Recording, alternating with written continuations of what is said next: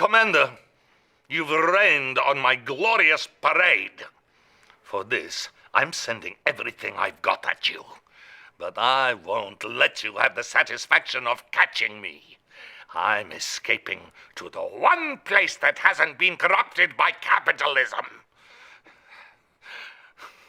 Space!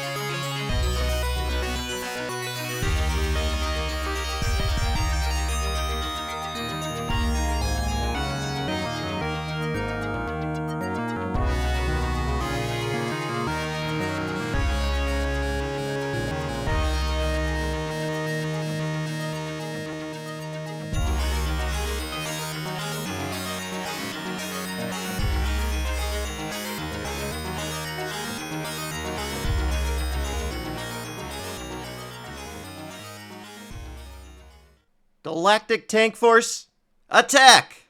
Hey, it's Johnny Pinball. Galactic Tank Force has been revealed to the public on this day of our Lord, March 22nd, 2023. What'd you think of that trailer? It kind of felt like it was just another teaser and we didn't really learn much about this game. No gameplay stream, arcades don't have it, really no information.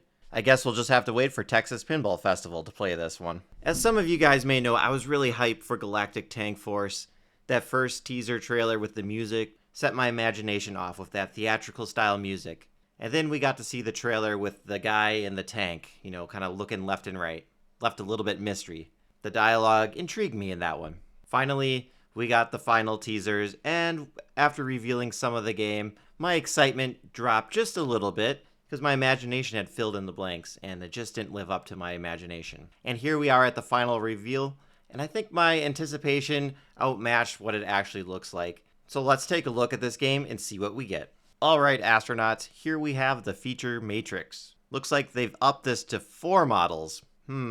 Super limited edition, guys? Well, they call it the signature edition, because there's actually signatures on this edition. Limited to 200 units. And a price of $17,500. Oops, you're supposed to call them to find out. Alright, so that 200 units is probably not going to sell out right away. You guys can wait and see on that one. Next up, we have the limited edition, which still comes in the tank form, 500 units.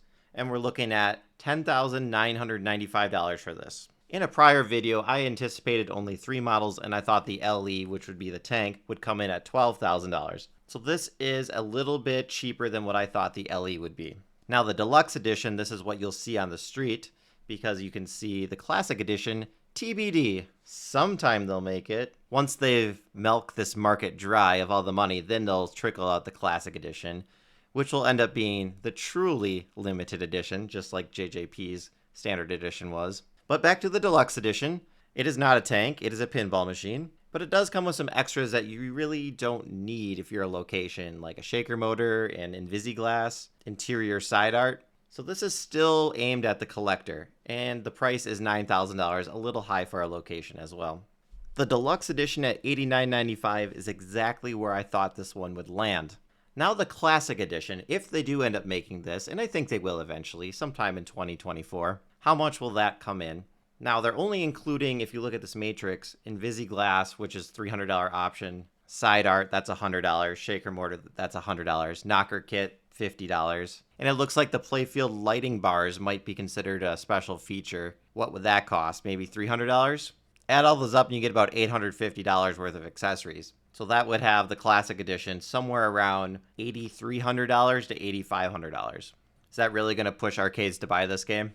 I don't really think it will, because the game won't be new at that point. Part of the allure on a location is to have the game right away. That's where Stern's model works out really well. Having the pros on location right as the game is announced allows players to play the game and continue talking about it while people wait for their premiums and limited editions. Let's start off looking at the top tier here, the limited edition and the signature edition. We've seen this picture before, but here we have a different angle. Looking at the right side of the cabinet where the dual flipper buttons are, we learn now the secondary button changes the diverter.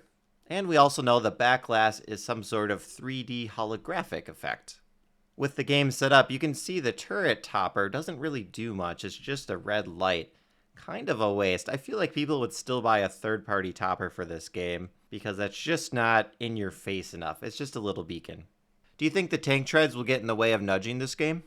It looks like they hang onto the sides maybe a little bit off the ground, but it still could potentially get in the way. And if you notice on the feature matrix, the signature edition comes with a banner, lunchbox, and thermos. But what is it missing? It is missing what I've been saying all along, the cardboard standee cutout version of the tank to set up in your house. That way you can have one cool tank display piece and you can have the pinball machine. Moving on here, we have the deluxe edition and the classic edition, both sharing the same art package. Really the only difference here is the back glass is just a standard back glass, which I believe American Pinball does on all their games, real back glass. Normally that's, saved as an upgrade for Stearns. It does feature different side art. The Galactic logo is green instead of red. And I almost think this art package looks a little better. The tank one is limited in art because it's supposed to look like a tank. This one just looks like a pinball machine. I do wonder what this would look like if it got the Pulp Fiction treatment, meaning that they actually put stainless steel armor in the game. If they're really trying to recreate the Williams era, I think you need to go back to stainless steel. Here we are with a good shot of the play field. Do you think the cabinet does have those little down-facing lights for the controls on the speaker panel? I really hope it does. That really adds to the immersion of this game. We learned about the 4 characters in the promo video. You have Empress Anoya. She's there, the evil-looking one in the upper right. Duke Moonwalker, the cool dude with the sunglasses. Professor Plotnik. He's the crazy Shriner guy with the red hat. And Captain Cayenne. Obviously, we're not looking in 3D, but here's the 3D back glass for the signature edition. Interesting that Empress Anoya is on the back box twice. She's featured quite prominently, looking down at us, and then she's also in one of the little character bubbles on the side. Looks like we have Dennis Nordman there, just behind Captain Cayenne. He's shooting a cow. Here's an example of the signatures you'll get on the signature edition. It looks like we've got some co-creditors here on the game design, Paul Reno and Dennis Nordman. On the code, we have Joe Schober, Casey Butler, and Stephen Bowden. Drawn by Christopher Franchi, and of course, David Fix, the Fixer. Here's the lunchbox you guys get with your signature edition. Now this is a head scratcher. They're letting you buy the lunchbox for $34.95. It seems like something you'd want to keep to the signature edition when you have such a large price difference over the LE. It's not really limited. Anyone can get this. I could get this at probably Texas Pinball Festival. And we end today with the 2 models side by side. Which model are you getting? Are you getting any of them? Are you getting Foo Fighters? Are you getting Godfather? Are you getting Scooby-Doo? Are you getting Pulp Fiction? Are you getting Queen? Are you getting Spinal Tap? Are you getting Final Resistance? Are you getting James Bond's 60th? Are you getting the point? The market is crowded. The winner will be chosen by you. It's just like a good old-fashioned console wars. Sony versus Nintendo versus Microsoft. We've got American Pinball versus Multimorphic versus Stern versus Pinball Brothers versus JJP versus Play Mechanics. A battle royale. Will it take place in space? AP is betting on it. I'll catch you next time on the moon. This is Johnny Pinball, signing out. Have a good night, everyone.